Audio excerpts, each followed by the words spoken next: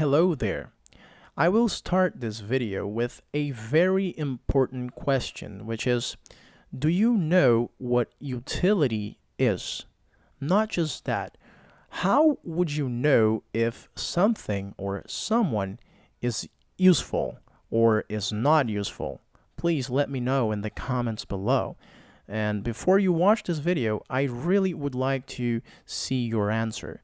It will be a great assessment of yourself, trust me. So before you continue watching this video, leave a comment down below with your answer. It will be really great.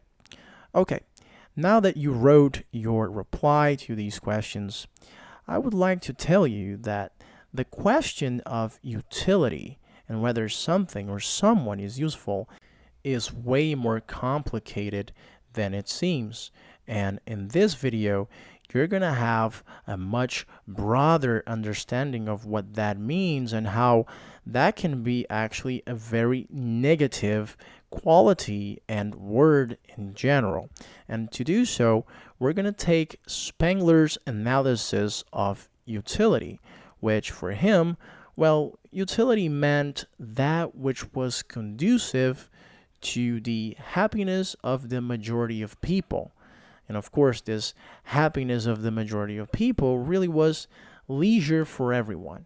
In other words, utility were those things that in the end would basically free everyone from the burden of work, of wage slavery, right? And you might think, well, that's great. Oh my God, but that's what we want. We wouldn't want to work every day for the rest of our lives. It's great to free us from the burden of work. And of course, where would you put the burden of work then?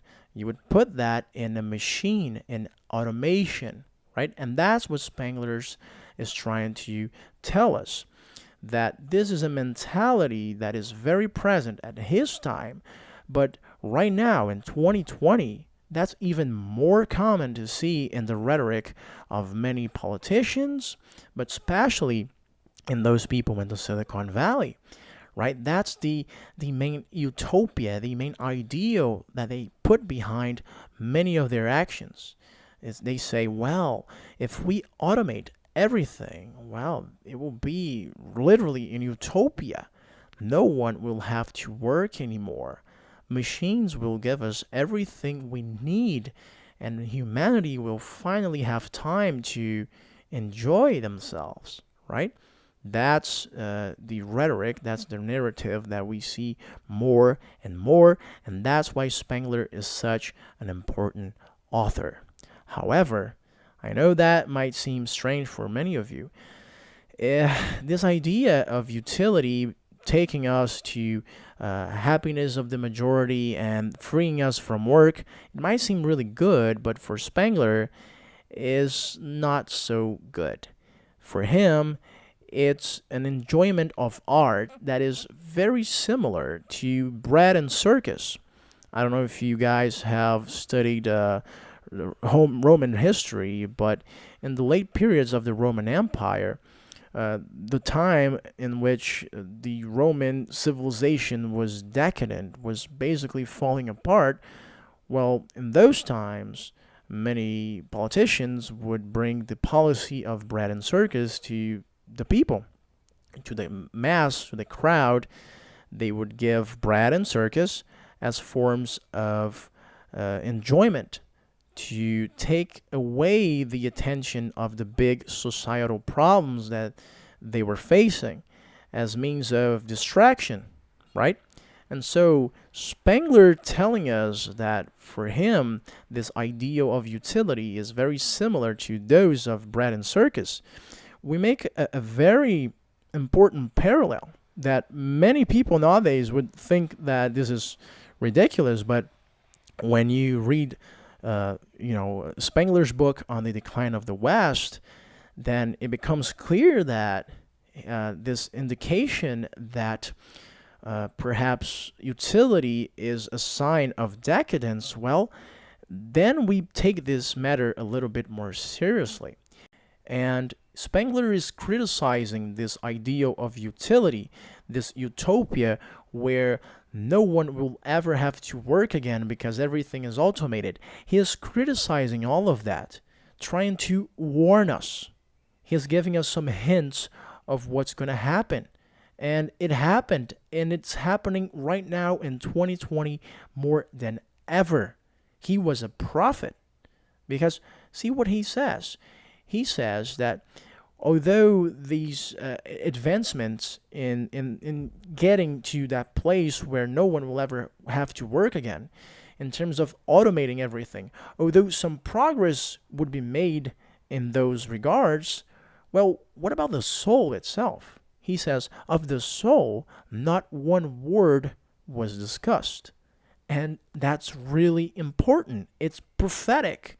Because where we are right now in 2020 is a place where everyone has a smartphone. Even if you are a very poor person in the middle of Asia and China, you have a smartphone and you have access to a lot of knowledge, a lot of information that would be inaccessible to anyone in a different generation. But at the same rate that you have all of this power in your hand, a lot of people are lost. As he says, not one word was discussed about the soul. And right now, people are falling apart in terms of their soul. They don't know who they are anymore. If anything, they were dismantled. Using social media, some people don't have a sense of identity. They don't know their place in the world. They have no meaning in their lives. They are taken by a very strange, deep nihilism that takes them to a very difficult and dangerous spot in which they really go to the extreme of taking their own lives. And we see the rates of people doing that, of ending their own lives. It's insane. It's insane. How could it be? How could it be that with all of this progress, with all of these advancements towards this utopia of no one ever having to work again, so many people are taking their own lives? Something is wrong. And he is telling us the reason for all of this, right? Spengler is telling us the soul was disregarded.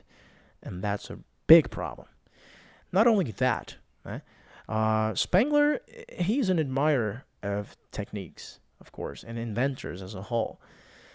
And he says that, ironically, the people that want this utopia of humanity not having to work and putting all the burden in the machines, it's not the taste or the desire of the great inventors themselves, with few exceptions. No, it's the desire of the spectators of the great inventors, who themselves incapable of inventing anything or understanding anything.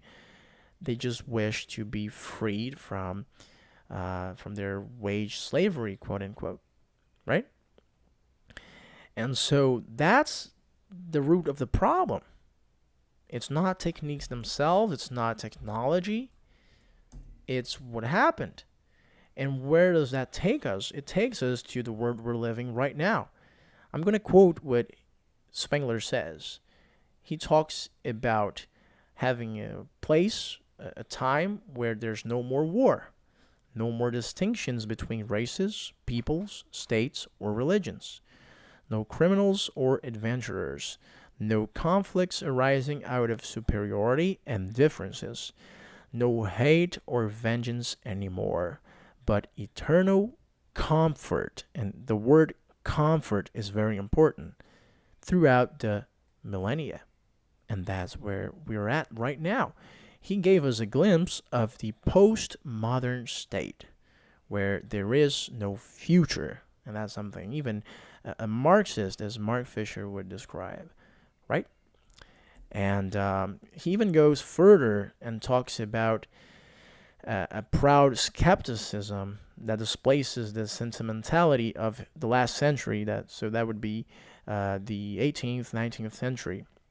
And he says, we have learned that history is something that takes no notice whatever of our expectations.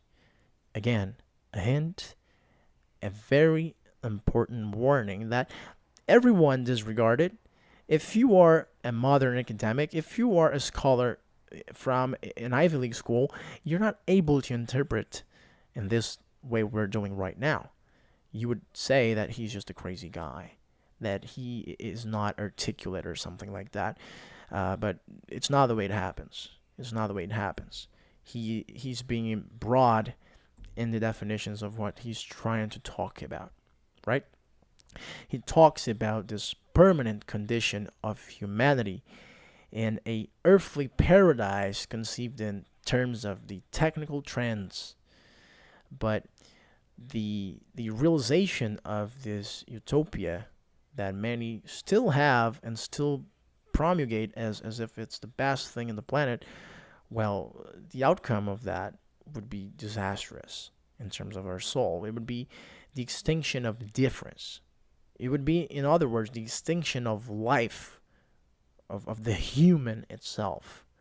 And we see that there are some, not even intellectuals, but there are some authors with a lot of influence that are getting closer and closer to these, the final realization towards the extinction of any form of violence, any form of difference, any form of inequality, even in terms of Marxist authors, but also you have people like Michael Aquino, right?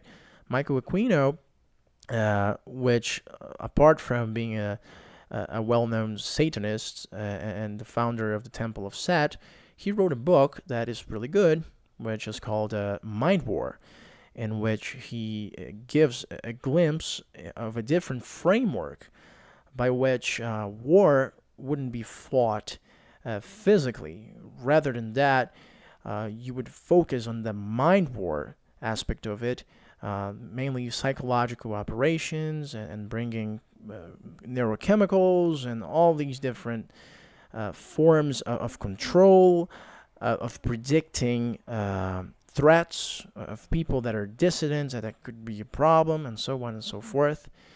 And I think that's where we're going at more and more, using the machine itself to extinguish any form of violence, any form of chaos, any form of difference, any form of life in a way. That's the point where we're going to get at.